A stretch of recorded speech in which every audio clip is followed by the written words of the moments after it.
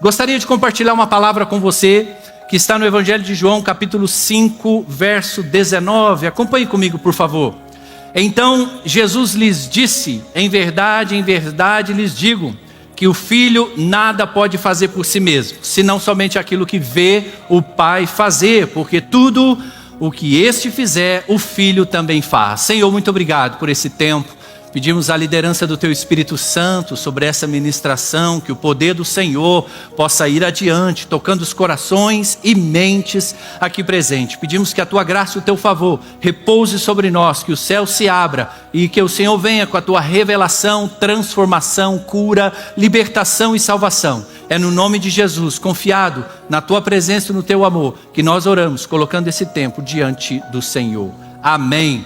O texto que nós acabamos de ler nos fala de um certo alinhamento, nos fala de uma certa sintonia que Jesus tinha com o Pai, que Jesus tinha com Deus Pai. Ele não fazia nada sem ver o Pai fazer. Ele não fazia nada a não ser aquilo que ele visse o Pai fazer. Tinha uma conexão muito grande. Mas Jesus também, nessa época, enfrentava muitas resistências. Jesus também enfrentava muitos contrários, muitas opiniões. Muita gente achava muita coisa acerca de Jesus. Ele foi difamado, ele foi rejeitado, ele foi acusado, ele foi mal interpretado. Isaías, no capítulo 53, verso 3, diz: era desprezado e o mais rejeitado entre os homens, homem de dores, e que sabe o que é padecer. Jesus enfrentava muitas resistências, muitas lutas, mas uma coisa que nós podemos aprender: ele tinha um foco, ele tinha um alinhamento. A atenção de Jesus estava onde? No Pai, no que Deus estava falando a seu respeito, no que Deus estava fazendo a seu respeito. O que Jesus nos traz aqui é esse resumo de um alinhamento, de uma conexão com Deus, e que eu e você precisamos ter. O livro de Hebreus também, no capítulo 12, ele diz, o autor de Hebreus diz: olhando firmemente para o autor e consumador da nossa fé. Nós sabemos que hoje nós vivemos um tempo de muita distração, um tempo de muitas opiniões, muito barulho, muita gente fala muita coisa, mas a chave aqui é para onde você está olhando. O que está dirigindo a sua vida? A grande chave aqui é o que está orientando a sua vida. Infelizmente tem pessoas que são orientadas e dirigidas pelas suas dores, pelos seus traumas, pelas suas perdas, pelos seus ressentimentos, pelas suas frustrações. Como você tem interpretado a realidade ao seu redor? Porque onde você colocar os seus olhos, isso aí vai se tornar uma realidade. O Salmo 121 nos aponta nessa direção: elevo os meus olhos para os montes, de onde me vem o socorro?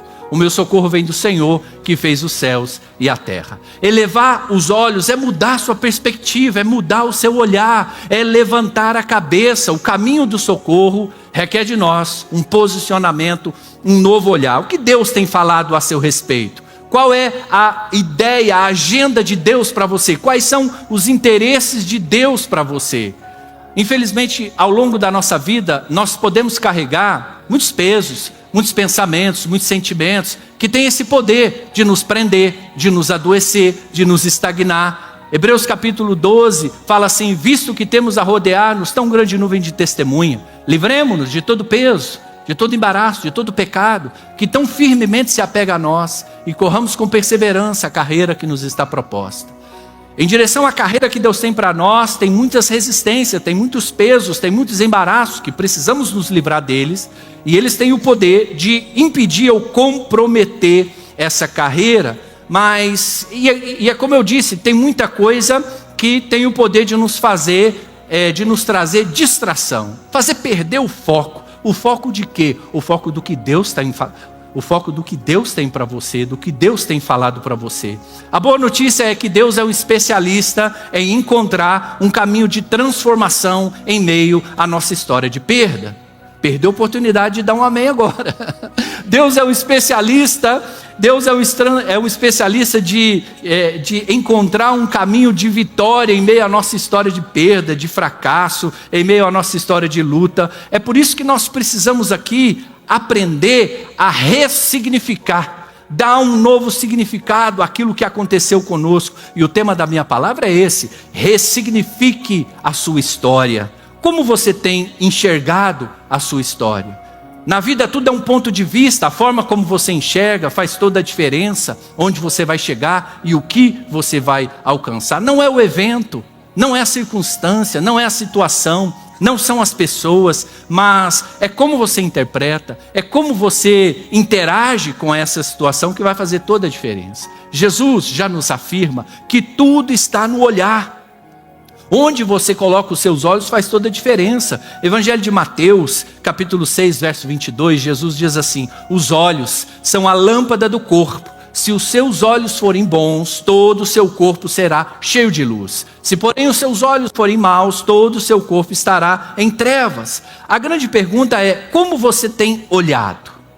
Como você tem olhado para a sua história? Você tem tido bons olhos para a sua história de vida? Ou você tem tido maus olhos para a sua história de vida? Com culpa, condenação, fracasso, vergonha? Como você tem olhado a sua história de vida? Através dessas lentes do desânimo, da frustração? Nós precisamos entender que cada situação que nós passamos está relacionado com um projeto de Deus para a nossa vida. Um projeto de Deus para a gente crescer, para a gente amadurecer, para a gente romper. E o nosso trabalho é atribuir, é extrair o significado correto dessa situação, desse acontecimento. É encontrar Deus em cada momento da nossa história e não nos deixar levar por alguns pensamentos errados. E portanto, o profeta Jeremias, no capítulo 29, verso 11, ele diz: eu é que sei os pensamentos que tenho a vosso respeito, diz o Senhor, são pensamentos de paz e não de mal, para lhes dar um futuro e uma esperança. Às vezes nos deixamos levar, nos deixamos nos conduzir por alguns pensamentos que não têm nada a ver com Deus. E nós precisamos, assim como Jesus fez, buscar essa conexão, esse alinhamento. O que Deus está falando a meu respeito? O que Deus tem para mim? E é por isso que está na hora de você colocar Deus na sua história. O seu trabalho é ressignificar essas memórias de dores, de traumas, com as verdades de Deus para a sua vida. O que tem impedido você de crescer? Você já pensou nisso? São os traumas do passado? São as marcas? São as dores? São os pesos?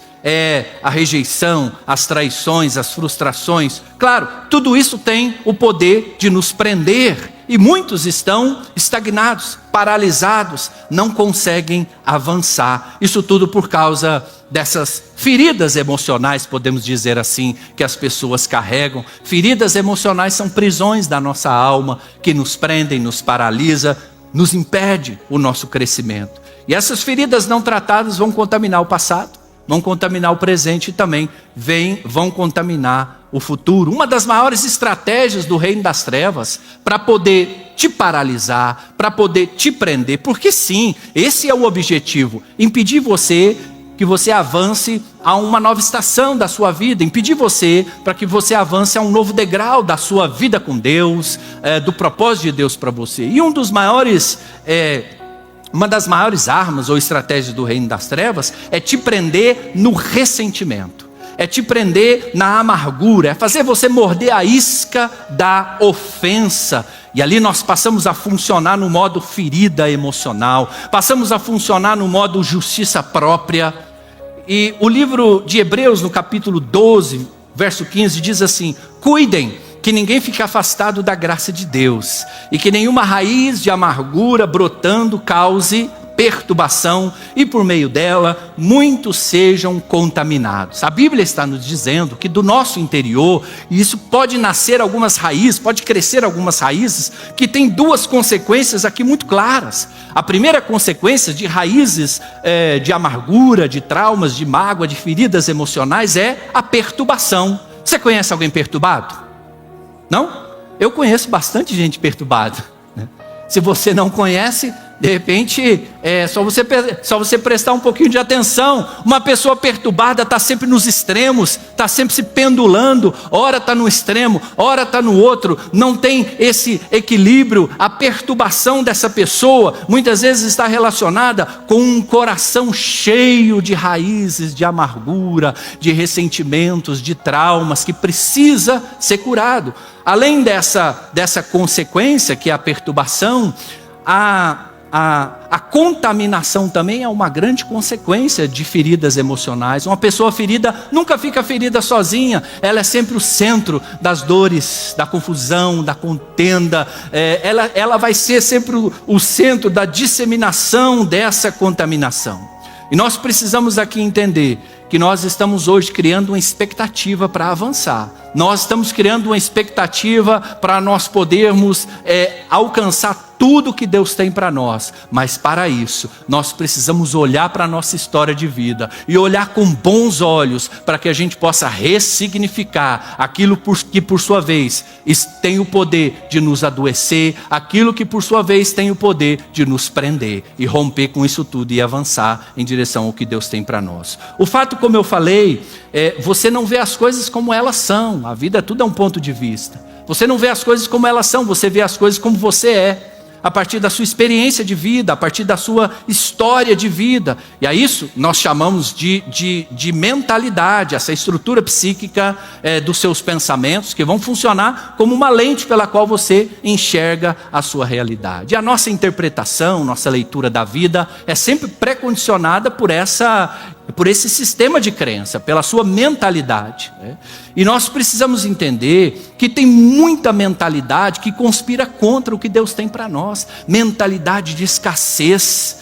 Quanto mais a pessoa muitas vezes tem, mais a pessoa ganha, mais a pessoa não se permite gastar com ela mesma, não se permite aproveitar. Uma mentalidade de baixo merecimento. A pessoa faz um bom trabalho, a pessoa é excelente, mas não consegue receber um elogio, não consegue dar o crédito pelo esforço que ela teve. Tantas crenças que estão nos limitando, nos puxando para baixo. Essas crenças, essa mentalidade precisa ser ressignificada, porque ela não coopera com o seu crescimento, não coopera com o seu avanço. É por isso que 2 Coríntios capítulo 10, verso 4 e 5 diz assim: as armas da nossa luta não são carnais, mas poderosas em Deus para destruir fortalezas, destruindo raciocínios falaciosos e toda a arrogância que se levanta contra o conhecimento de Deus, e levando cativo todo pensamento à obediência de Cristo. Tem muitas pessoas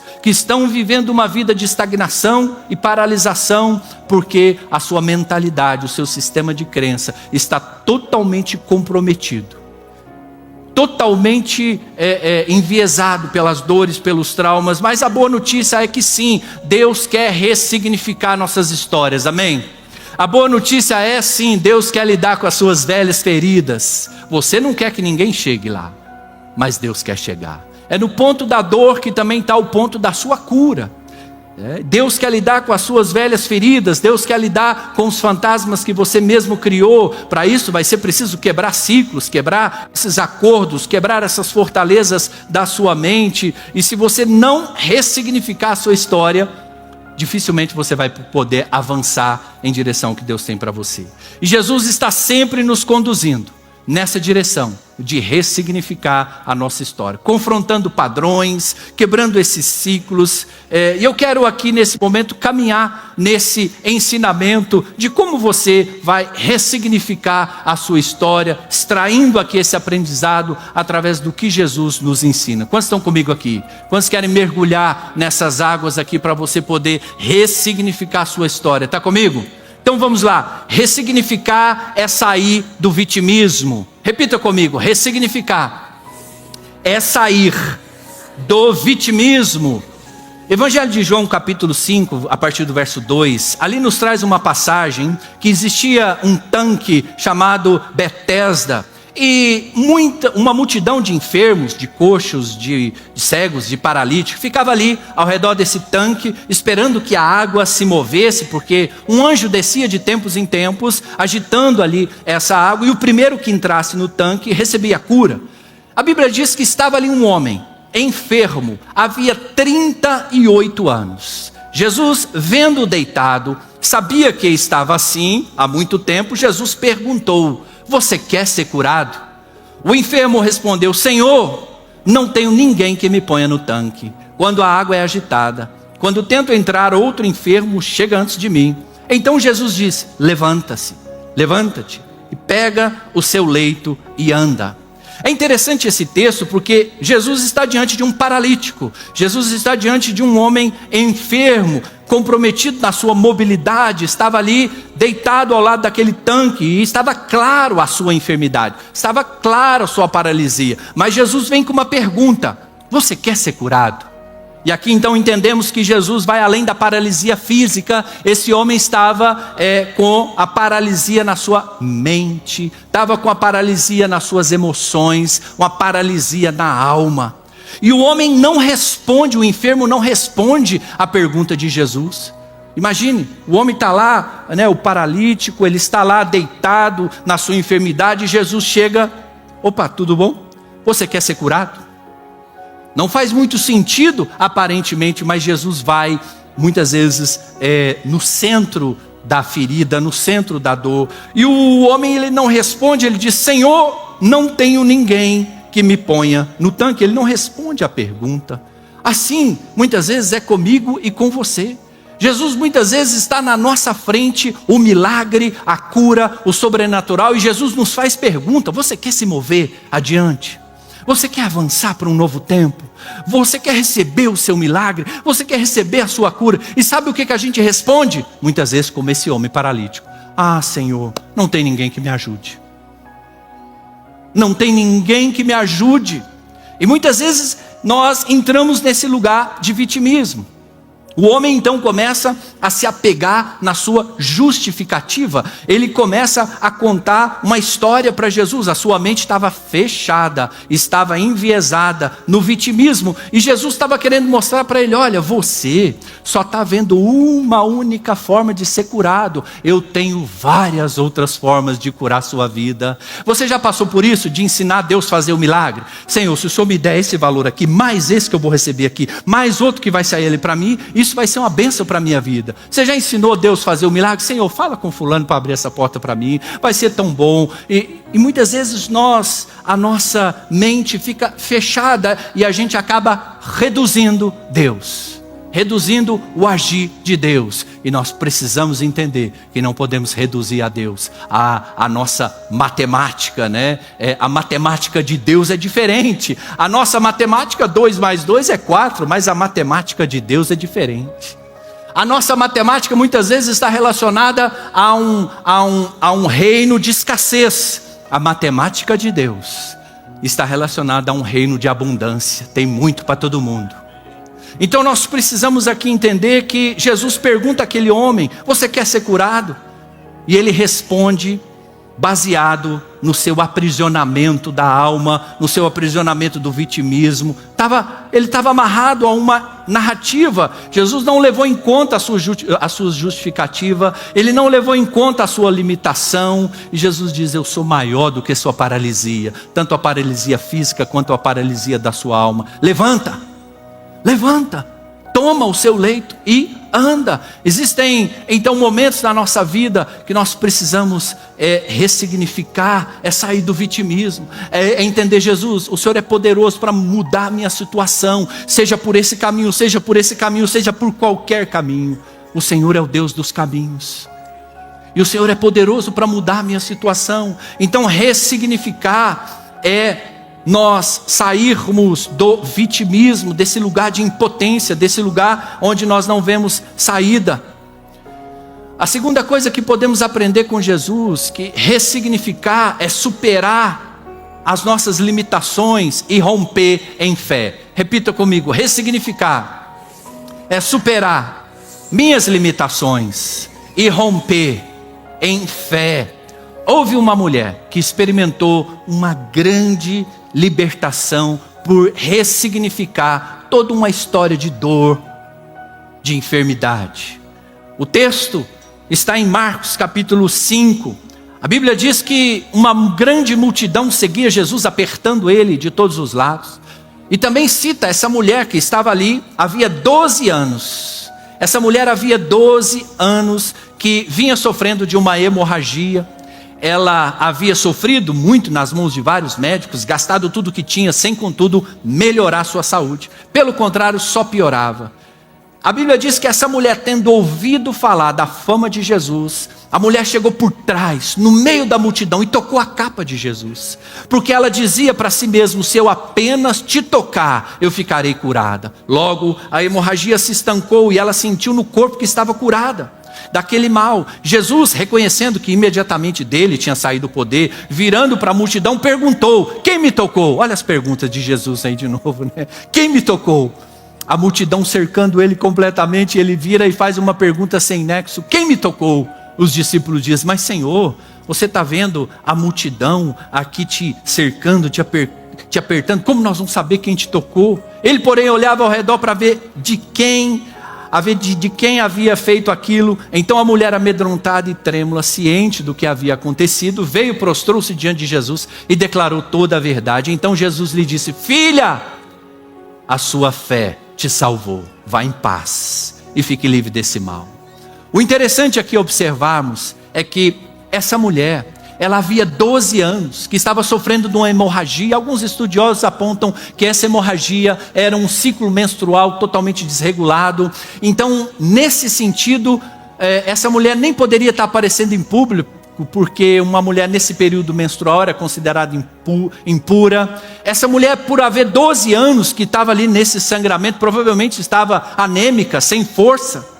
Essa mulher, ela viu que a multidão estava apertando Jesus. Ela poderia muito bem ter falado para si mesma: eu já tentei, faz 12 anos que eu estou tentando, não adianta nada. Puxa vida, mas eu vou chegar lá, olha quanta gente está lá já apertando Jesus. Olha quanta gente está lá, eu não vou conseguir chegar. Essa mulher, ela não ficou aprisionada às suas narrativas. Ela começou a falar para si mesma, se enchendo de fé: se eu apenas lhe tocar, eu serei curada.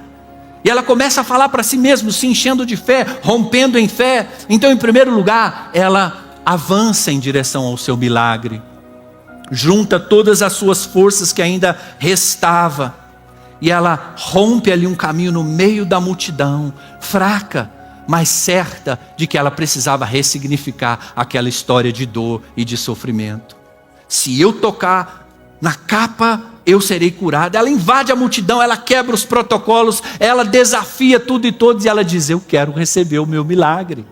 Então, ressignificar é romper nossas limitações, é superar nossas limitações, é romper em fé. Muitas vezes nós ficamos reféns dos nossos eventos negativos, dolorosos da nossa história. Muitas vezes nós ficamos aprisionados à circunstância.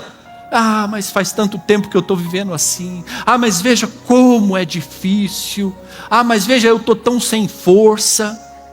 É preciso entender, Hebreus 10:38 diz assim: mas o meu justo viverá pela fé, e se ele retroceder, dele a minha alma não se agradará. E para que possamos ressignificar a nossa história, nós precisamos superar as nossas limitações e também nos mover em fé, não apenas ser regido pela circunstância. A terceira e última forma que podemos aprender aqui com Jesus de ressignificar, aprender com a palavra de Deus, melhor dizendo, aprender com os princípios da palavra, como nós podemos ressignificar, é enfrentar os nossos medos. Ressignificar é enfrentar os nossos medos e se permitir ser tratado. Repita comigo: ressignificar é enfrentar os meus medos e me permitir ser tratado. Houve um homem que teve um exemplo da sua história de vida ser ressignificada, e esse homem alcançou propósitos incríveis em Deus. E é a história de Moisés. Se passa em Êxodo, a partir do capítulo 4. Vamos só fazer aqui um resumo, uma recapitulação.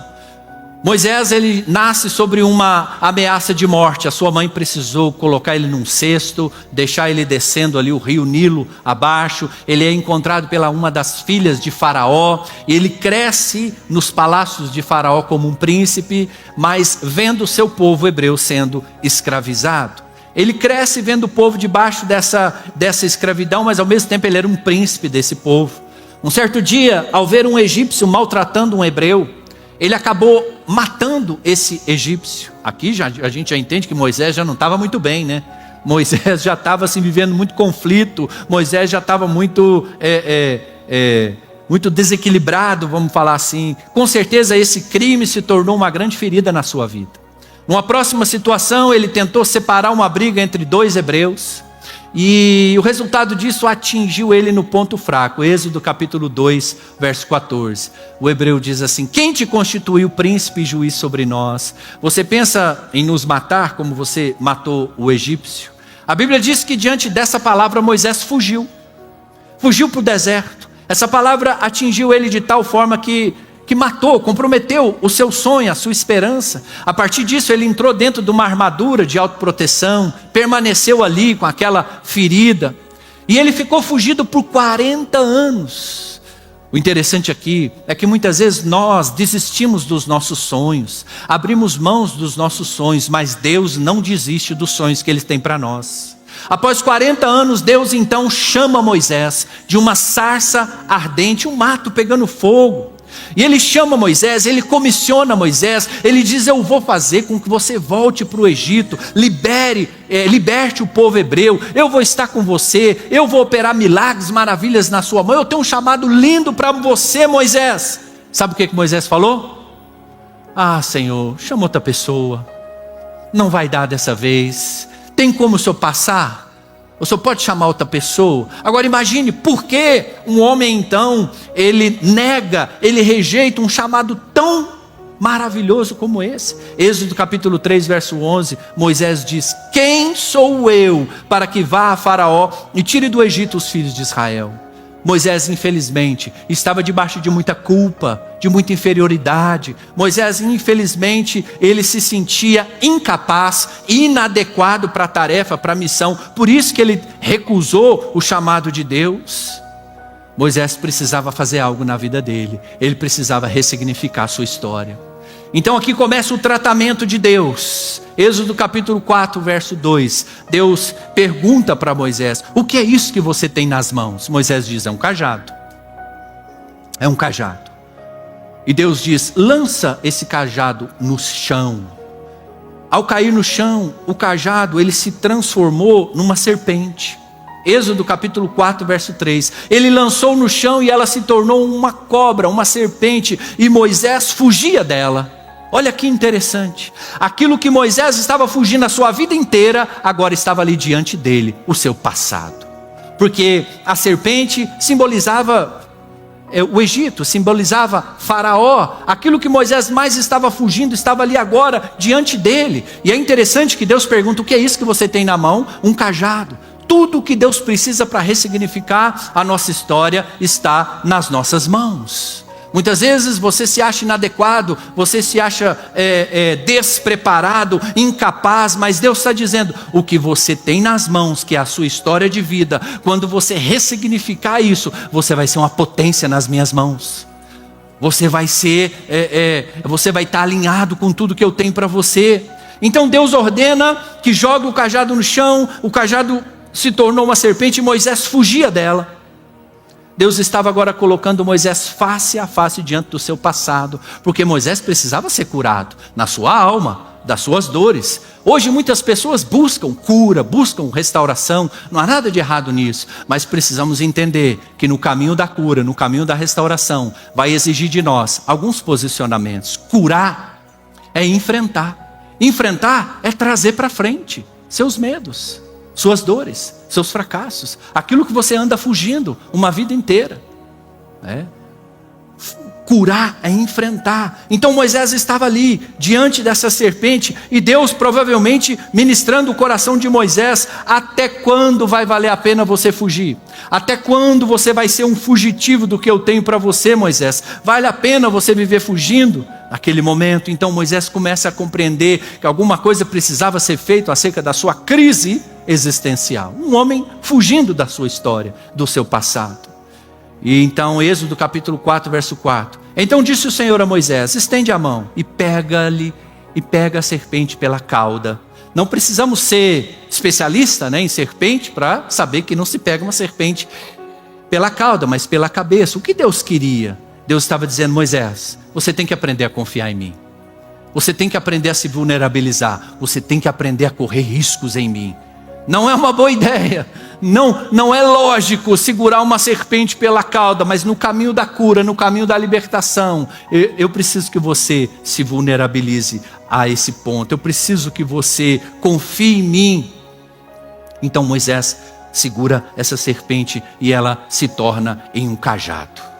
E foi com esse cajado que Moisés operou os sinais, os prodígios e as maravilhas que Deus fez através da vida dele. Um homem fugitivo, um homem afundado na sua inferioridade, na sua crise existencial. Deus levanta esse homem a partir de uma história curada, ressignificada. E Deus usa esse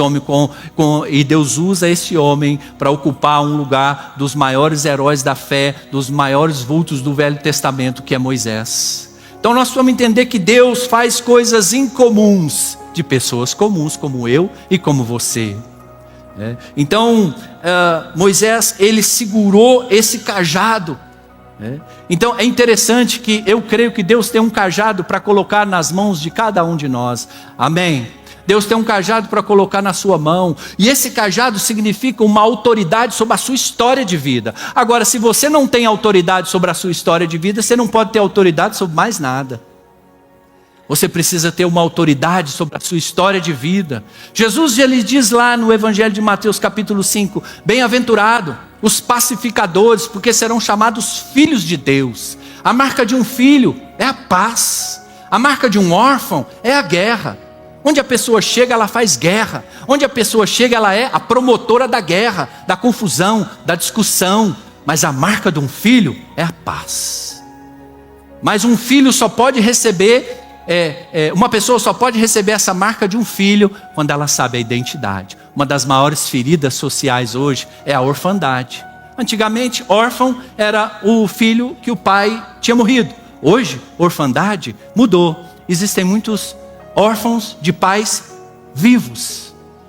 A orfandade é uma das maiores feridas sociais, que nos faz fugitivos, com aquele buraco emocional, buscando muitas vezes aceitação, e tentando preencher aquilo com uma revolta, com uma raiva. Mas nós precisamos encontrar a nossa identidade em Deus, de filhos, de filhas, Agora, algo mais precisava acontecer com Moisés. Ele segura essa serpente, ela se transforma num cajado. Esse cajado agora está simbolizando a identidade restaurada de Moisés. Agora precisava acontecer algo mais. Deus dá um comando para Moisés: coloca a mão no seu peito, Moisés. Moisés põe a mão no peito, e quando ele tira a mão está branca, leprosa. Êxodo 4:6. O Senhor continuou. Sabia que o Senhor continua tratando com sua vida? O Senhor continuou. Diga assim: o Senhor continuou. O Senhor continua tratando com a nossa vida. Cada dia, cada processo, cada situação, cada problema. Aí, agora você vai lembrar disso, diante dos seus problemas. O Senhor está continuando a tratar a minha vida, O Senhor está continuando. E o Senhor continuou: põe a mão no seu peito. Ele o fez, tirando a mão. Eis que estava leprosa, branca como a neve. Deus está mostrando: Moisés, sua alma está completamente doente. Está vendo aí? Por que você não se identifica com o seu povo? Está vendo aí por que você não quer voltar lá no Egito para libertar os hebreus da escravidão? Porque uma pessoa ferida na sua alma não identifica com ninguém. Uma pessoa ferida nas suas emoções só vive para si mesmo. Uma pessoa ferida nas suas emoções faz da sua dor o centro da sua vida, Moisés. Está vendo aí por que você não está conseguindo se dispor para que eu possa usar a sua vida? Então Deus fala com Moisés: coloca a mão no peito de novo. E Moisés põe a mão no peito e agora tira, a mão está limpa, a mão está sarada. E Deus está dizendo: eu posso e eu quero curar a sua alma, a sua vida, para te liberar para tudo aquilo que eu tenho para você. Esse é o poder de um passado redimido. Quando ressignificamos a nossa história, onde nós mais fomos atacados, nós mais fomos feridos, é também onde mais Deus vai nos usar e mais vai se manifestar. Amém? Aqui nós temos aqui o que eu chamo, muitas vezes Deus lá do céu, ele faz alguns recall, né? O recall existencial. Você está sendo chamado ao fabricante novamente para ajustar algumas coisinhas aí na sua vida, para ressignificar a sua história. Nós não podemos levar uma vida desconectada do nosso sentido, porque se você não ressignifica a sua história, todas essas dores, todas essas feridas, todos esses traumas, tudo isso tem o poder de te desconectar do sentido da sua existência. E uma vida sem sentido, ela adoece a alma. A base de muitos males emocionais, a base de muitos males da alma está exatamente aqui nessa plataforma da falta de sentido, da falta de propósito. Por que eu estou aqui? Qual a razão de tudo isso? Do que vale a minha vida? Por que vale a pena? Qual é a vida que vale a pena ser vivida? É a vida que você faz um ressignificado, e é a vida que então que você ressignifica isso e passa a cumprir um propósito muito maior que você entende a partir daí. Então os seus erros, eles não definem sua vida, mas sim o que você vai fazer com eles. E eu acredito que está na hora de você começar a contar uma nova história a seu respeito. Eu acredito que está na hora de você virar a página para que você possa reescrever uma nova história. Agora, se você não reinterpretar, se você não significar o que aconteceu, você não vai poder se mover para uma nova página em Deus. Todos os pontos altos, todos os pontos baixos da sua vida, tudo isso tem um propósito redentor, tem um propósito de um processo de Deus na sua vida.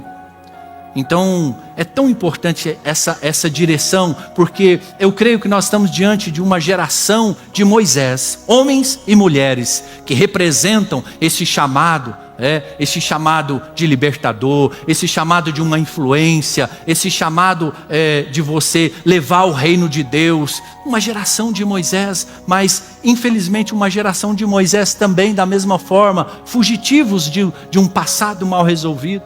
Uma geração de Moisés marcado pela dor, pela inferioridade. Esses traumas começam a ser o centro da vida dessa pessoa, tudo gira em torno dessa perda. E essa pessoa não consegue ressignificar sua história, porque o seu coração se tornou um oratório de mágoa, de ressentimento. E Jesus já nos falou isso também no Evangelho de Mateus capítulo 5. Bem-aventurados os limpos de coração, porque eles verão a Deus. Se Jesus falou que tinha os limpos de coração, é porque tem o sujo. O que tem sujado o seu coração? O que tem entulhado o seu coração? O que tem contaminado o seu coração com coisas que vão te afastar do propósito que Deus tem para você? O Salmo 30, verso 5 diz que o choro, ele pode durar uma noite, mas a alegria, ela vem ao amanhecer. Entendemos que às vezes na nossa vida nós vamos vivenciar momentos de choro, faz parte. Na nossa vida vamos vivenciar momentos de noite escura, faz parte. Mas o problema é quando o choro nunca acaba e o dia nunca amanhece. O problema é quando o choro nunca acaba e o dia nunca amanhece. E há uma palavra de Deus para você, porque o seu choro precisa cessar e o seu dia vai amanhecer, amém? Nós precisamos aqui entender que o chamado de Deus não é ficar como espectador na arquibancada da vida, de braço cruzado, olhando a vida passar. Não! O seu chamado é ocupar o seu espaço, no seu papel principal. Deus tem um papel principal para você exercer na sua vida. Então, ressignificar é a capacidade de trazer um novo olhar para a sua história. Ressignificar é a capacidade de dar um novo significado para tudo aquilo que aconteceu. Não podemos mudar o que passou, mas daqui para frente nós podemos e devemos, porque o problema nunca foi o passado. Eu tenho passado, você tem passado. O problema é o que nós vamos fazer com o nosso passado. Vamos viver aprisionado nele? Vamos viver assombrado por ele? Ou vamos viver fugindo dele? Não, precisamos aqui da perspectiva de um novo olhar para tudo isso.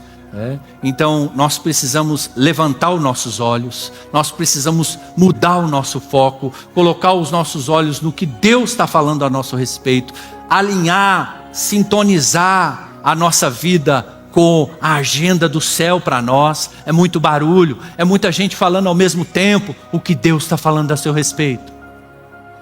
O que Deus está falando a seu respeito? Porque em relação a tudo isso que nos aconteceu, as dores, os traumas, as perdas, quando você ressignifica isso, você então começa a ter autoridade sobre tudo aquilo que um dia te feriu.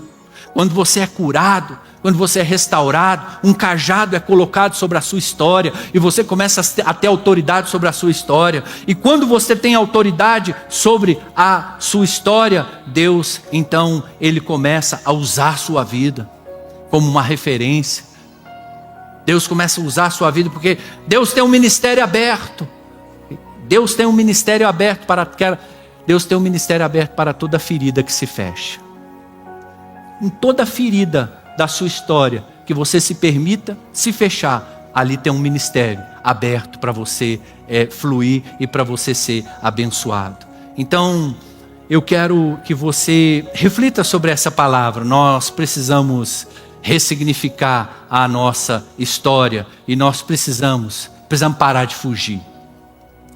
Nós precisamos enfrentar aquilo que precisa ser enfrentado. Nós precisamos sair do vitimismo, aquele lugar de estagnação, aquele lugar de paralisia. Precisamos superar nossas limitações, se mover em fé.